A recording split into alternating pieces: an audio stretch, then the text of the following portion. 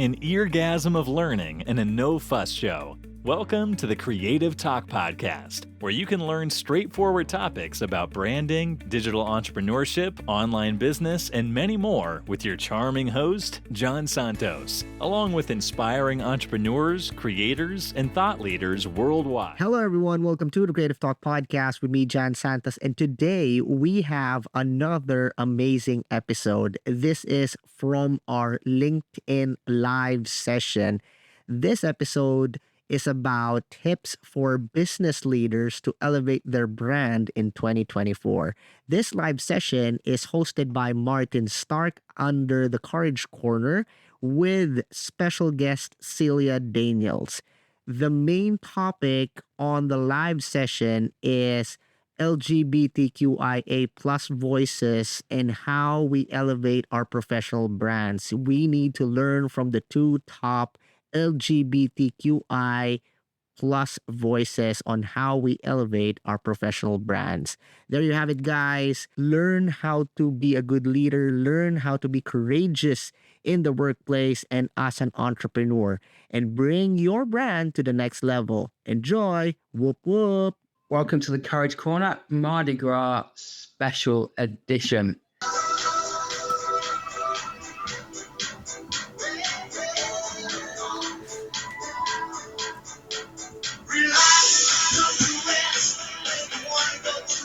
Can you believe that was banned by Top of the Pops? It was banned and it went straight to number one, and it hit number one and it went back down the charts again, and then Two Tribes hit the charts, and then Relax by Frankie Goes to Hollywood went straight back up. So they had number one and number two, and then they had a third number one that year with The Power of Love. So an openly gay group were topping the charts in the 1980s. So I'm Martin Stark, Courage Champion, and I'd like to acknowledge the traditional custodians of the land where I come out of the Gamma people and pay respects to elders past, present, and emerging. My pronouns are he, him. I'd like to introduce Jan. Please introduce yourself and tell people what you do. Hello, everyone. Welcome to this LinkedIn live session. My name is Jan Santos. I'm a podcaster, and what I do is we use podcast and creative content to bring your brand to the next level. Thank you, everyone. Whoop, whoop. Back to you, partner. Good to hear. Thanks, and please introduce yourself, Roy Swift. Sounds like it's gonna stick, ain't? My name is Roy Kowalski. I'm based in Sydney. I'm an expert, because I work with Fortune 500 companies like Mastercard, Google, YouTube, LinkedIn, Canva, TikTok, Coca-Cola, Pepsi, and Unilever with their branding and marketing. But I'm more focused on medium-sized companies that are struggling to be able to get their best kept secrets out to their ideal clients. And what I specifically specialize in is unlocking that door to be able to create brand awareness and visibility. My name is Roy, and I'm out. And Ali in Tasmania, please introduce yourself. Yeah, thank you, Martin. I'm Ali Wren, and I own a business called Kickstart, and we create teams that own outcomes and impacts rather than experts, and create people that can craft opportunities from mistakes, problems, and challenges. So Mardi Gras started here in Sydney in 1978. So it was a few years later than the Stonewall experience and people standing up and fighting for the community. Now, if we think back to all of that time and how brave people were to fight for the rights, and people who were arrested, their names and addresses were published in the newspaper. People were thrown out of their homes, lost their jobs. But if we think about our professional brands, what have we learned from courageous people in the past, and what can we do right now within the LGBTQ plus community and allies to get our brand out there? And the first point is being courageous, not hiding who you are to the extent you feel comfortable to be who you are. Now, the other week, there was an article in Business Insider bring their full selves to work. In many ways, I kind of agreed, and not always wearing sneakers, not saying I did this at the weekend, things that wouldn't be appropriate for the workplace. However, I disagree with him on holding something back and having to code switch.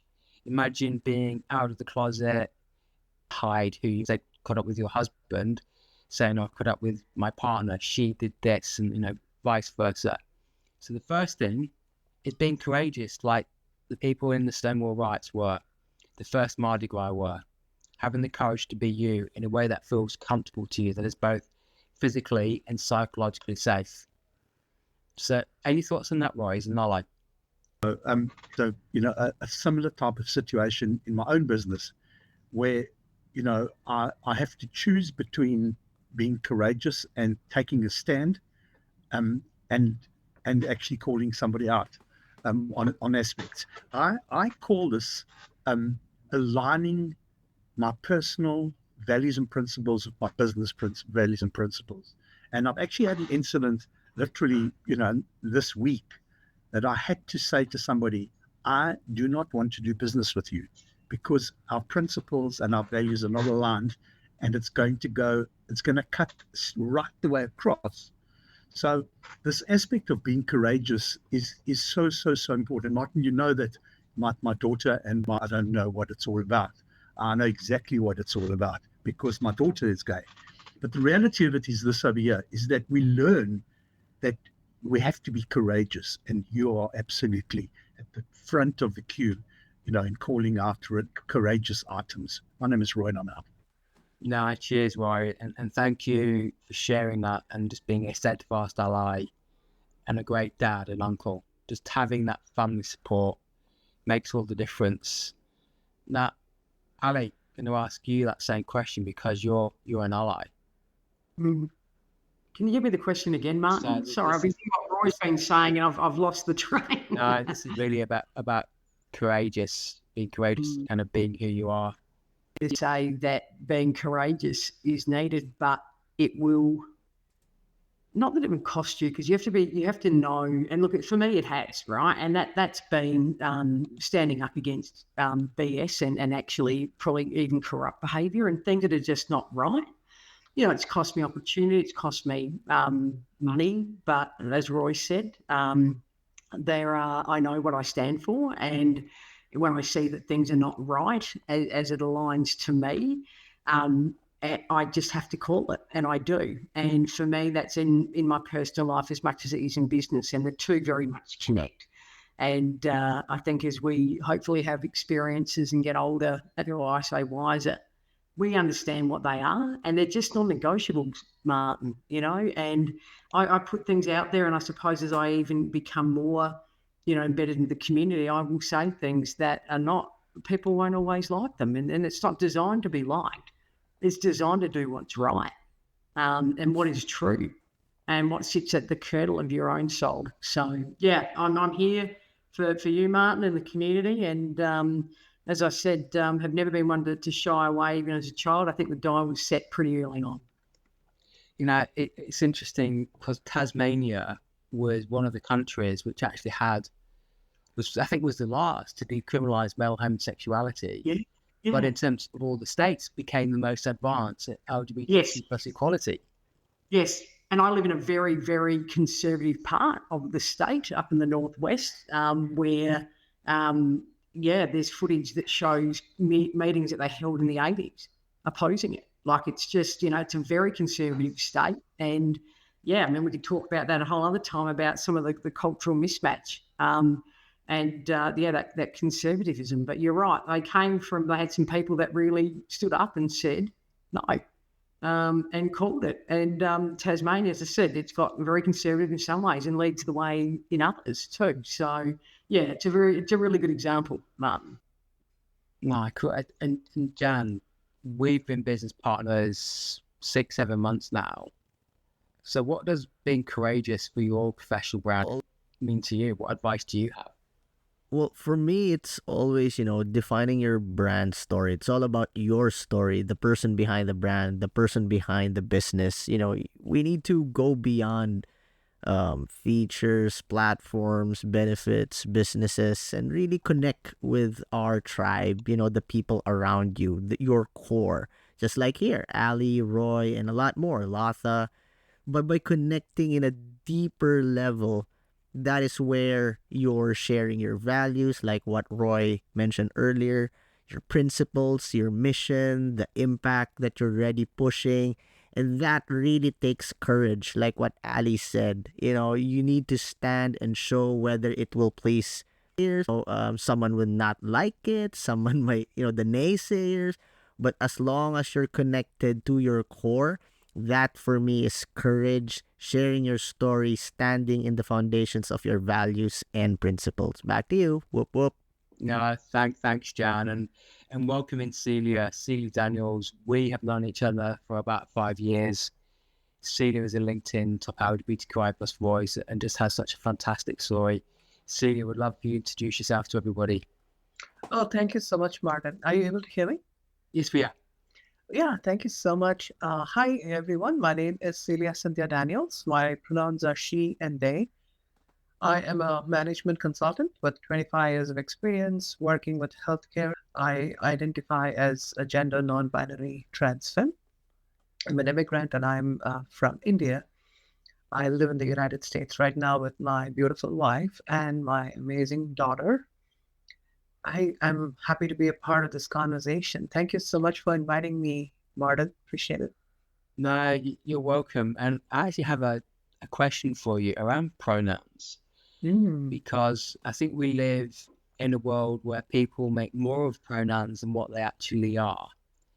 And I use the analogy of, I remember when I was at school, a teacher got married and we learned she was no longer Miss and we called her by Mrs. and her new surname. It didn't take long to understand she had a new surname because she got married.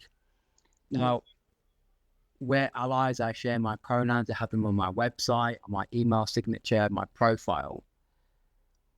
What does just sharing your pronouns mean? That's a really good question. I think that for everyone, it's depends on the journey that they have and how they want to share their pronouns. Here's my perspective. So the way that people can use pronouns are 3 different categories. One is for folks who are gender diverse, the pronouns you're using, like for a trans person. You can use your pronouns to say who you are and how you want to express yourself. And the pronouns are helpful that way. The second category is more gender, I would say, culturally diverse communities. Sometimes you have names like Ashley, Riley, Kim, Anupam. You don't know if this person is male, female, or trans. And in those situations, when they use pronouns, it makes sense. I was talking to a HR person back in India, and she was mentioning that pronouns and all the way, all the ideology that comes in from the pronouns are mostly a Western concept, and how can it be applied for an Indian context? And I explained to her that how would a person from the country know? And let's say the person is speaking and they are in a call like this, and they're just having a name is based on. And I'm talking about cisgender folks who are getting misgendered. There's a person whose name is Ashley, and they could get misgendered as well. So that is the second category. The third one is, as an ally to the community, you can use pronouns as well. What pronouns means to a person is, it basically tells them that I like to be identified in this as a gender non-binary person. I would like to be identified as in she and they pronouns. So when I say she and they pronouns, what it means is I'm gender non-binary because of the they pronouns, and she is more leaning towards the feminine side of my gender spectrum. And when folks use pronouns as they and he, they identify as gender non-binary, and they are leaning more towards the masculine side of their gender spectrum. And that helps people understand why someone wants to use the pronouns. And I've also seen folks say that I don't like to use pronouns. You can use any pronouns. That is also something where I have asked, and I say, can I use they pronouns for you? They'd say, sure, you can. And also, I have seen in another, they're called neopronouns, they, them, they, them, their. There are lots of neopronouns based on different countries and French. In other languages, these pronouns are also being used. But the most interesting fact that I've seen about pronouns is it's a really old, they is very, very old. It's been used by Shakespearean language in the times when almost 16th century. People used they, them pronouns to probably honor a king, or sometimes they would honor a person instead of giving them a he or a him, he or she, they would use they. And so it's also used in King James Version of the Bible, where you can say, God is used like thou, they, thou art, instead of saying he, him. So it's an old usage, but I think it is mostly based on what people would like to be addressed as. But I see Martin, you told me you want to be addressed as he and him, and I would address you that way. There are folks who they look differently, but they want to be addressed as she and her. I have a friend in one of the community centers that I have an office, and this person is more masculine presenting when they come to the office. But I asked them, what's your name? And this person said, my name is Stacy, and I would like to go by she and her pronouns. So that really helped me to correct myself, not based on the assumptions or just looking at the person, but respecting the person the way they want to be respected, the way they want to be identified in an authentic gender. I think that made a lot of sense for me when I use pronouns. It's more about respect, valuing the person, the authenticity of what they bring to the conversation, to the environment that we are in. So that's what matters to me and why pronouns are important. Celia, I say to people, it's okay to make mistakes. It's okay to get things wrong. Melanie Richards has a beautiful phrase about responding with grace. Yeah. And you may see things on social media. I mean, neopronouns, I can't always get that right. It's okay to make a mistake. And I think sometimes there's things in social media taken out of context. If someone is making something up, which clearly doesn't make sense, then that's that person. It's not right. Yeah. For me, someone who's saying my pronouns are they, them, they're being so confident and courageous, presenting who they are and just asking you politely. And if you make a mistake, it's okay. And you don't have to share your pronouns. It's a personal choice. I think all we're asking as a community is just being respectful. Like, we'll be respectful of somebody else. Absolutely. I totally agree with you. It's a learning process. Sometimes I make mistakes. Right? when I first started using they pronouns, when I grew up in India and we follow the British English, and grammatically we need to be correct in terms of how we are using our language, and the grammar is one of the most important thing. And to me, when I was using they pronouns, it was really difficult to form a sentence. I made mistakes. And I have learned in the process of unlearning and then learning. I think what is important is sometimes we learn new things, and so we have to unlearn something that we learned. But in the process, we also need to give grace to people, or being patient with people who can misgender you. And so that is the most important thing. It's not about, hey, you misgendered me, I'm very upset and I'm going to go to the HR, or I'm going to make a big scene out of it. It's not about that. And it's absolutely wrong if someone is doing that. But it's okay to make mistakes, because we are in a time and in a period where we learn things to the way in which we want to respect people. There are so many races, so many backgrounds, so many cultures. Sometimes we could say something wrong. I remember when I was working with one of my friends, and during the Black Lives Matters, I said, what can we do for the African American folks? And my friend, who is a trans man, Black trans man, he corrected me and said, Celia, I'm not African American, I'm a Black American, and it's important for you to not mention African American. And I had to learn that, and I said, I'm so sorry. He said, no, that's okay. I know you're learning, that's totally fine, but I just wanted to bring it up to your attention. And that's the way we correct each other. That's the way we respect each other. And giving grace is the most important thing in this world. If we cannot give that grace, I think that speaks volumes about who we are. And the most important thing is that. And this leads into my final point, and I'm going to ask everybody the same question. So, Sid and I, to LinkedIn Top LGBTQI plus top voices, and we've covered courage, but the second thing here is leadership. That this is about stepping up. This is beyond being a part of the LGBTQ plus community or an ally. This is actually stepping into, this is the change I'm making. This is my vision. This is the purpose. These are the benefits to the community. This is how you can get involved. So I'm going to ask everybody, I'm going to start with Roy. What's your type of leadership, and what do you find makes the hallmark of a great leader? I think understanding each person's specific characteristics.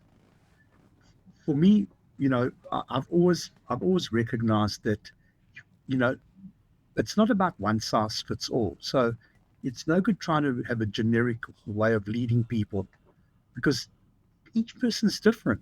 So I think it's the empathy of understanding that different people have got different attributes.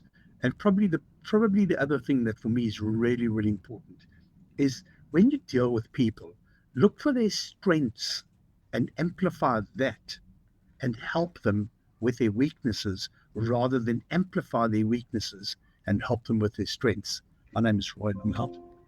No, well done, Roy. When we think about teachers, when we used to get that red pen, the red tick was fine, but we saw that bold red cross, you kind of knew something. Does it mean you failed? No, it just meant you learned something. And a good teacher would explain to you why you got something wrong and what you needed to learn. And we all want red ticks. We all want to think we've passed, but sometimes failing is where we learn the most. Those are the true lessons that you get. Yesterday I was at a networking event and somebody said, "Hey, I like your red shirt. You look better when you're speaking if you're wearing red." I said, "Well, I usually wear blue, but I'll take that into account next time." And it's some specific feedback. So I'll ask you the same question, Ellie. What does leadership mean to you, and what are the hallmarks of a great leader? Yeah, well, look, Roy took my personalised approach, but that's okay, Roy. I'll let you have that one.